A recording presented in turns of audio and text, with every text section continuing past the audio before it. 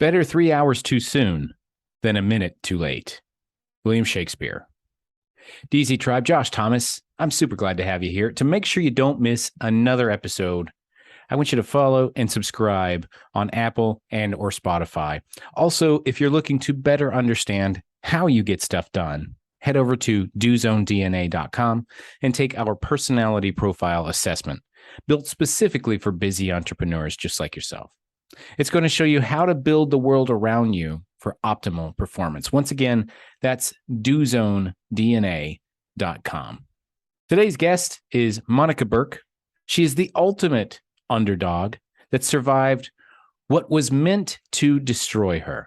She turned the events of her life into her powerhouse, which encouraged her to write Power On, a book that will change lives. Monica, welcome to the Do Zone. Say what's up to the tribe and tell us something you believe is the key to getting stuff done that most people wouldn't think of. Hey, Josh, thanks for having me. I really am appreciative of all of your support and all of the great knowledge you always share with everyone. Okay, so what I think is the key to getting things done is picking one small thing and being consistent at it. Day in, day out, no matter what happens, that one thing, come hell or high water, you get it done. And that changes everything. Yeah, the one thing, Gary Keller, what is the one thing such that by doing it, everything else becomes easier or unnecessary? Yes. And is it always the one thing? Is it always the same thing, or does it change? It is always the one thing that does change at the same time. So it cannot change too soon because you have to be consistent long enough for it to work. And so I would say you minimally need to give it a timeline of 3 months or 6 months or something like that, where you've actually given it a shot of being consistent day in, day out, no matter what, and seen a result to modify or change from that point. And can you give me an example then of a time in your life where things were, obviously, I know a little bit about your story. There's plenty of examples where things weren't going right. So let's take one example where things just weren't going the way you wanted them to, and you just sat down and focused on that one thing. What was that one thing, and how did it help you out of that moment?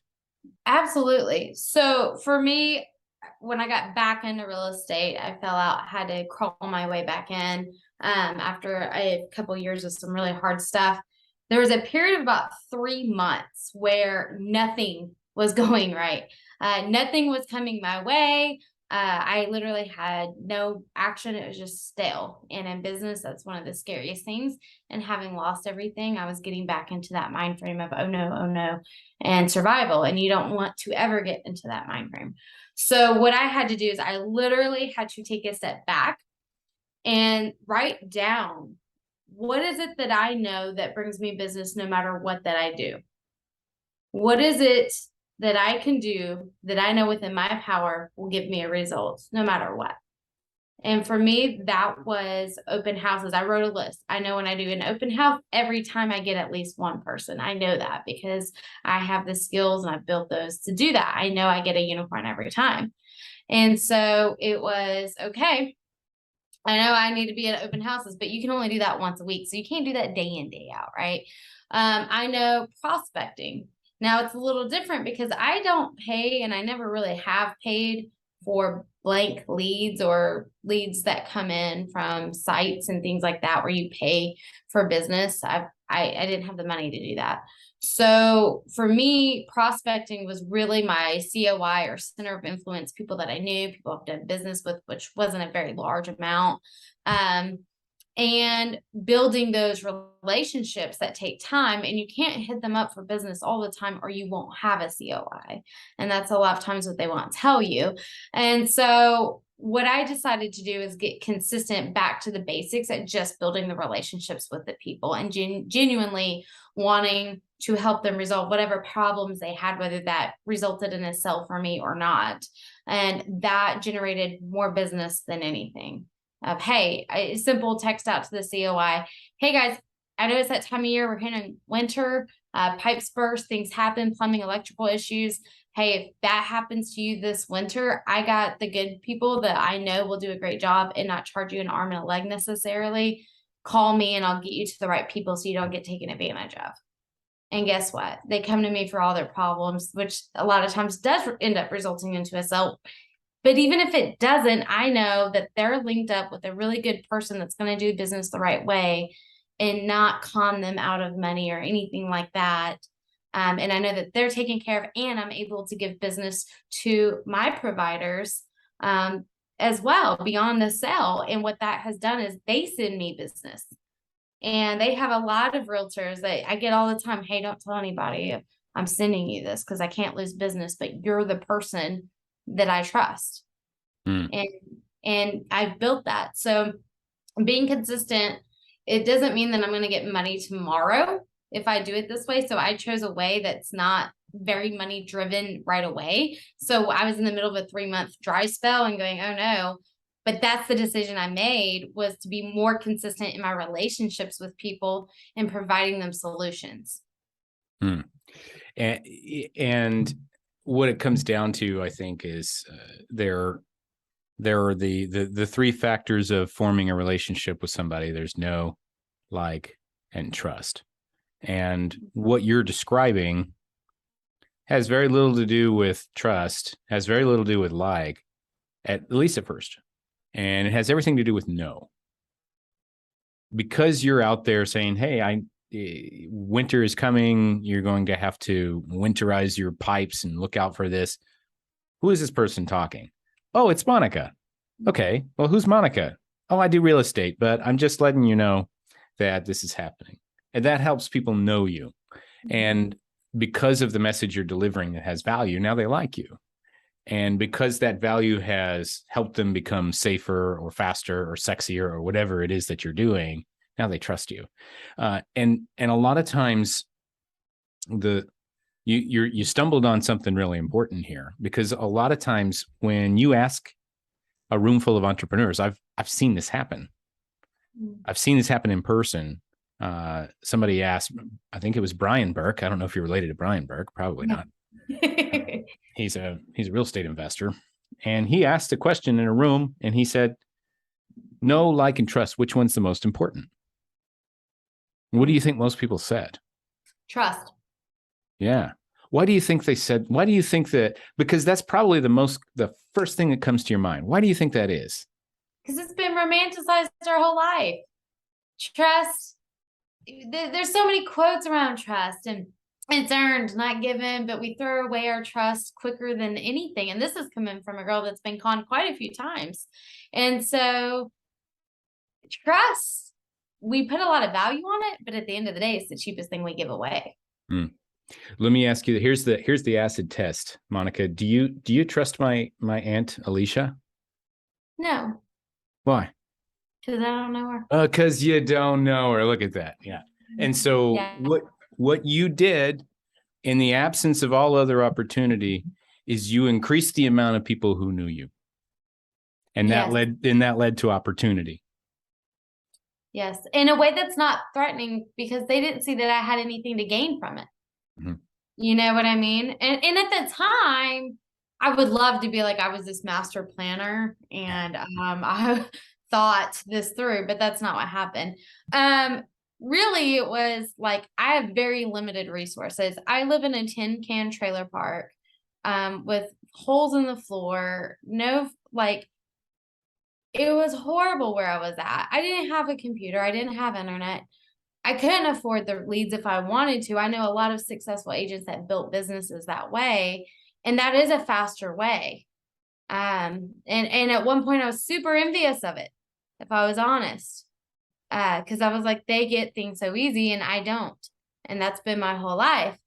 But for me, once I untapped this like internal need to help people that I didn't always know was there, and I got less about me and more about them, the floodgates opened in business for me. And so everybody says, like, you know, that the whole quote, there's no elevator to success, you must take the stairs. And we all believe the stairs is like this, just straight on up. And I always say, no, no, no, no, no. You're not on a regular staircase either. You're on a spiral staircase. So you feel like you're chasing your And tail and you're sometimes there's like going, missing stairs and you can't see them. no, You you can't just see feel them like a coming. dog chasing its tail, you know, you feel like you're going nowhere. But in actuality, you are going somewhere. It just doesn't feel like it. And I feel like that's what success is. And I'm not there yet. You know, I'm not, I haven't made it. I'm slowly making it. Mm-hmm. Painfully slow. I feel like, but for me, it's always been a spiral staircase. Like you said, missing some stairs. And then your brain plays tricks on you. You think you're maybe going downwards, but you're really going upwards. That all happens. Yes. Speaking of some setbacks and pains, you kind of alluded to this at the beginning when I was asking you questions, but you've been through some pretty crazy stuff. How much of this are you willing to talk about here, as much as it might be related to our audience of entrepreneurs? And I know that you had a tremendous physical transformation. You had a tremendous emotional and mental transformation. Which one of these do you think is the most relevant to our audience? For sure, mental. Everything goes back to mental, right? Like we all know, we all hear mindset. And for instance, if there's an issue and my coach would ask me, well, where do you think the problem lies? Instinctively, it's always me. I believe I'm the problem to everything. That's my problem. I may not know how quite yet, but I know it's me. I know it's my problem to own. And I think that mindset, we all know that, that it's hugely important in everything that we do. We just don't always understand how important or how deep that actually goes. I had to change my mindset before I could change my weight loss. I had to change my mindset before I could change my business. I had to start seeing things as I have control over the things that I do, and understanding I don't have control over the things I don't. I don't get upset at all anymore around the outcome, whether we get to the closing table or not, whether we can negotiate a deal and we're $2,000 off and it's just not going to work because either side's got their feet in the sand. Listen, I can't want it more than anyone else, my clients included. Mm-hmm.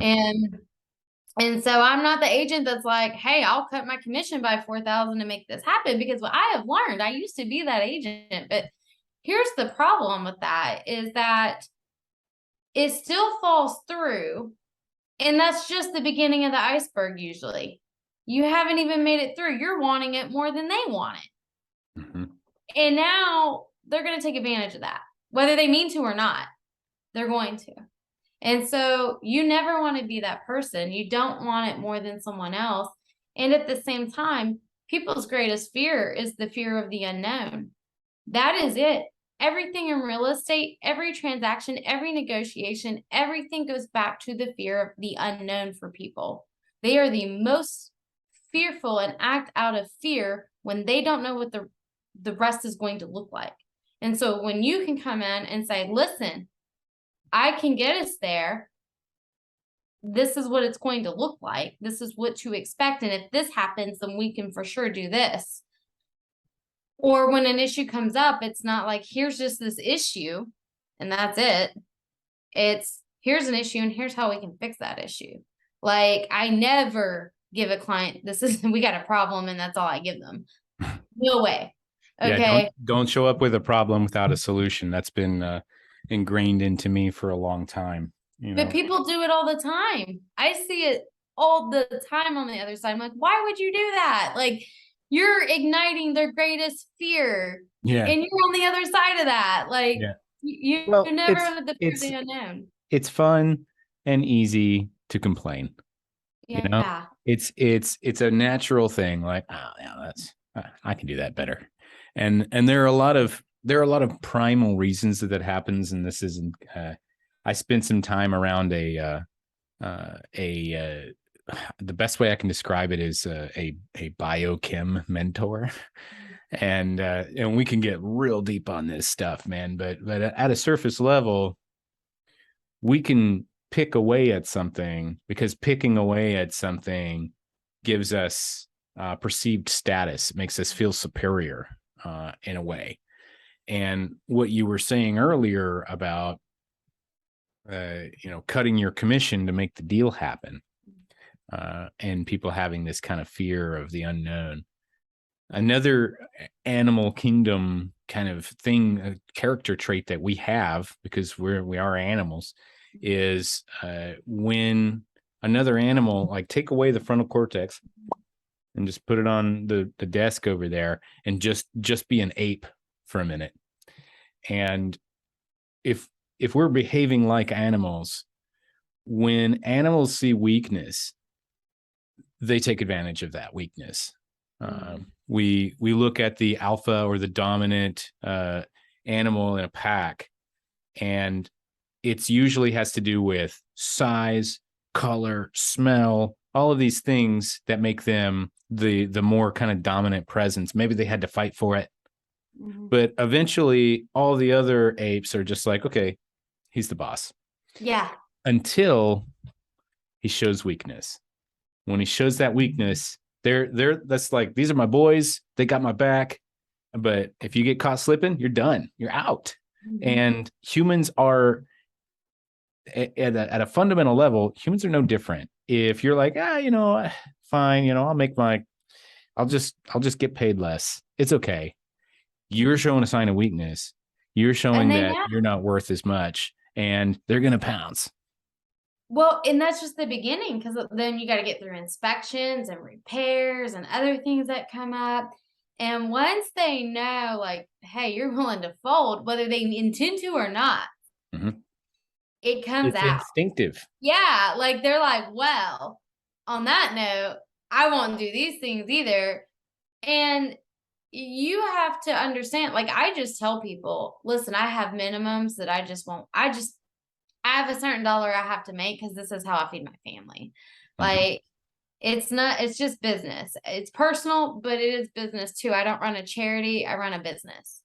And I've always said that. And I have to remind people, but there's a risk in business too. I got people I got to pay. Like, it ain't that are counting on me to feed. Not only now do I have my family I have to feed, I have other people's families counting on me as well. And so if I'm going to be an effective leader in this transaction, in my community, at my work, then I have to be willing to have the kahunas to say, no. That's right.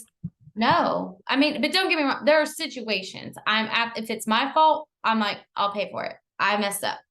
Like, I'm the first person to be like, yes.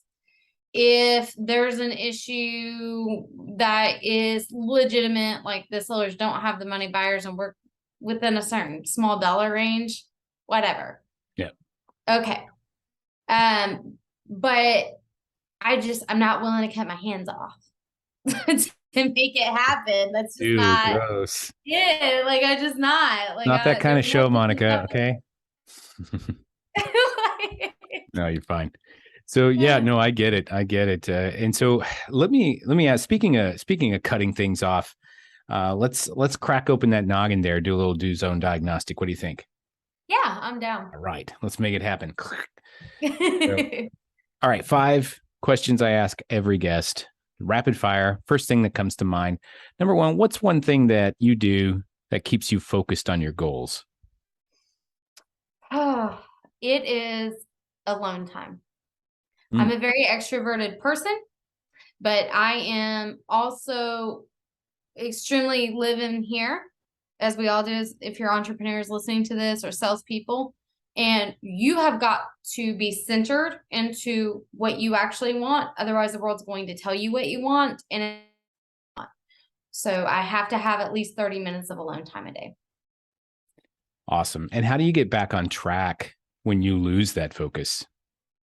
I literally, good old pen and paper right next to me, a little notepad. I will write down legitimately where I'm at, not where I want to be, but where am I? What's my goal? I break it down into small steps, and what do I need to focus on tomorrow or today? if it's 9, usually I do this process at night. So it's like tomorrow morning, this is what I'm doing. Cool. And Monica, who is your support group and how do they keep you accountable? My biggest supporter is my husband. We've been married 14 or 15 years. I don't know. We don't keep track. Well, we do, but I don't keep track. But this is it. Like I do 75 hard. He's not that guy. Like he will walk with me. He'll meal prep for me. He'll make sure I have the things I need, but he's not that motivated internally to do those things. So he's like, listen, I don't want to do it, but I'm not going to let you fail. And so if that's what you want, I'm here. So he does all of, like I said, the meal preps, walking, making sure that accountability, but not being my dad. Okay. I don't want him at like standing over me I don't want all that. I just want a partner. So him, and I would say that's my biggest supporter, but I do have really good friends as well. A very, very small, tight-knit group that keep me accountable to who I am, my values, and just like they're my biggest when I win. They're the first ones clapping with the biggest smiles. Awesome. And how do you approach a difficult project that you're not sure how to complete? You got to break it down. Everything is difficult until you make it easy. And so I always remind myself of that and I break it down. So it's the same process I do when I'm stuck, quite honestly. It's okay, this is where I'm at. This is where we need to go. And what would have to happen to get me there? And I brainstorm all the things I could do. Then I break it down to what I should do. And then I add like one thing to what I must do. And I focus on what I must do. Then I bring things over. Now, each thing has such a big layer to it. So like writing a book, my first thing was like my only concentration for a year and a half was writing a bad book on Word. Like that was it, because I'm not going to have all the answers. I just need to get it on paper. And then I will hire someone to help me with the next step. So I only focus on that one thing. Very good. And last question, what's the number one pro tip that you would give to someone looking to get more stuff done in less time?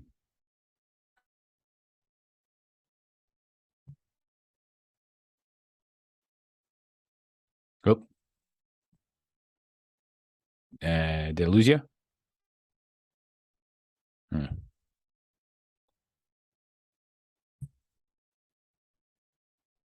And last question, what is the number one thing that you do? Well, I'm going to say that again. Sorry. Now I'm all flustered, right? All right, here we go. Ready? Okay. Last question. What's the number one pro tip you would give to someone looking to get more stuff done in less time? The number one pro tip for me is being present. When I am with someone, my phone is laid over where I can't see the screen because it's distracting. If something pops up, a notification, I have to look. So I literally put it away. When I'm with my husband and it's our time, I put it away. I let my clients know upfront expectations. Text is the best way to reach me, just because when I'm with people, and I pointed out, like I've been with you, I'm not on my phone. And so if you text me while I'm between appointments, I can respond faster, but don't worry. If it's not a simple yes or no, I'll give you a call. I don't want anything misconstrued through text.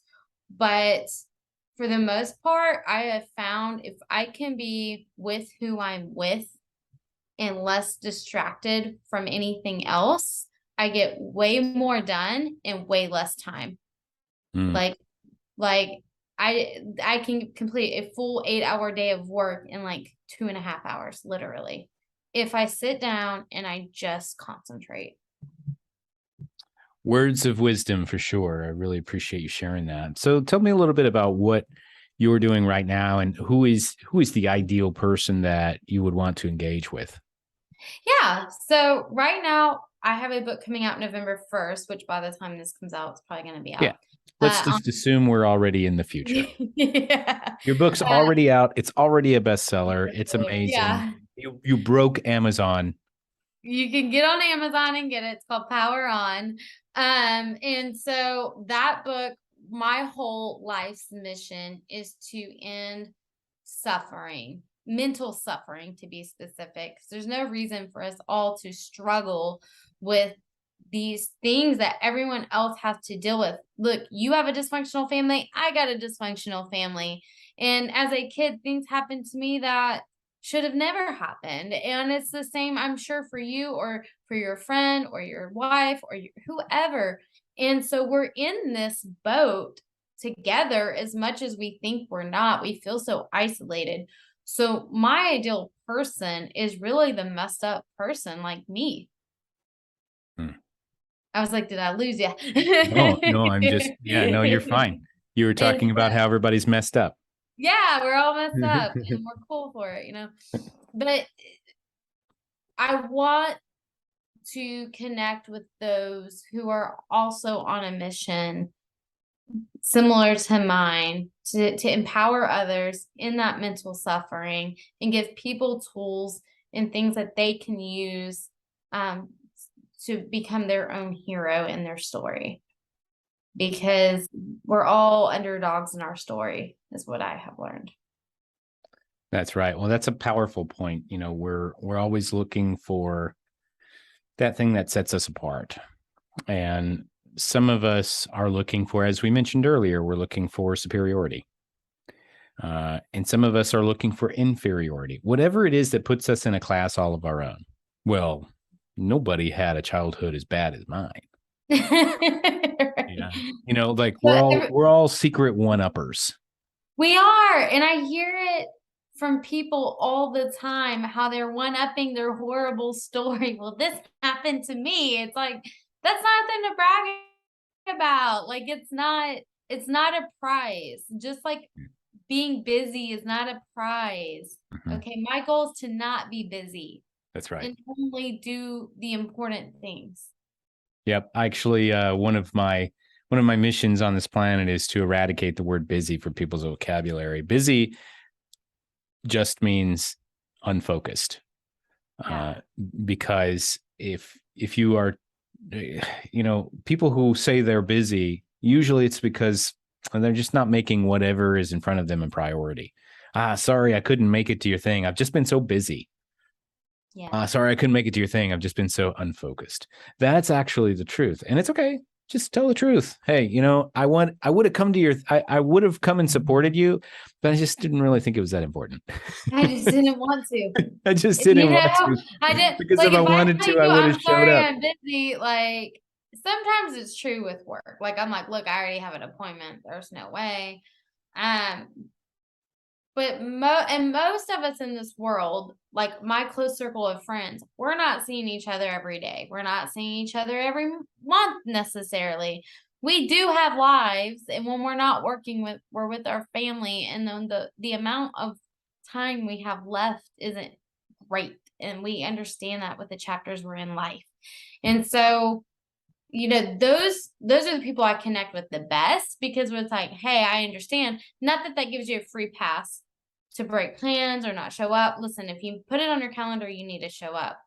But if people want, I get invited just all the time, and it can be exhausting because you feel like you're saying no so much because the things that you have to say yes for are so little in a weird, if that makes sense. Yep. And so I used to feel really guilty all the time, being like, I can't. And so for some people, if I don't know you very well, I'll just be like, I'm sorry, I'm busy. Like that's an easy out. Yeah. It's Yep. an easy out. Yeah. It's an easy out. Like it's so easy. Now, if I know Well, I want to you, I'm not challenge going you to tell though. I want to challenge you though, because that's what it is. It's an easy out. And you. how you do one thing, and no, I'm not scolding you. Okay. It's just a No, thought I'm exercise. here to learn. So Yeah. how you do one thing is how you do everything. If you don't know somebody, they haven't entered your circle of trust, and the easy out is to say, you know, I'd love to do this, but I'm just so busy. That starts to creep upstream, and it starts being okay. And your brain convinces you that, okay, I can say that to my mom. I can say that Yeah. to my sister. I can say that to my spouse. And so I challenge you, not just you, Monica, but anybody who catches themselves in that zone, to find a way to confront the actual situation. And it's going to be a little uncomfortable, but at least you're being true to yourself. Yeah. Like, hey, I would love to support you with this, but that is not matching with my priorities right now. I would love to support you with this, but I have other things that I'm focusing on, and I can't split my energy between these two things. Or whatever it is, you can do that without being mean or rude. But it just requires that extra effort that most of us, even as I'm saying it, I'm like, oh, I hate being that guy. I know. I Well, hate it. another thing is, in my experience, some people, of course, you read your people. For some people, they will respect that I'm sorry, I'm busy, easy out. But when you give that, I would love to support you, but it doesn't match my schedule, or I have other priorities, I really have to focus. They get upset with you. That's their problem, though. It's not yours. Yeah. And so I'm saying, like, I understand the fear that people have with being that up front. I get that. And so I agree. Like, I have to tell my kids, I have teenagers, and I have to tell myself this sometimes still, is I'm like, I'm not responsible for how people feel. I'm not responsible for how someone else feels. I am responsible for my intentions. I am responsible for what I put out, but I am not responsible for how they take it or how they feel. That's right. And that's a hide behind. Some people will use that and hide behind rudeness. That's what I said. Your intentions. What is your actual intention? And then how they take it's on them. But it's a work in progress. Like, I'm not perfect. Yeah, no, and none of us are. And that's one of the, I mean, now we're really getting somewhere, okay? Because when you're able to realize that your behavior, first of all, is heavily influenced by other people's feelings. When you realize that, then you have a choice. Do I want to continue to be driven by and controlled by other people's feelings? You said earlier, these were your words. You got to be centered on what you want. Otherwise, the world is going to tell you what you want.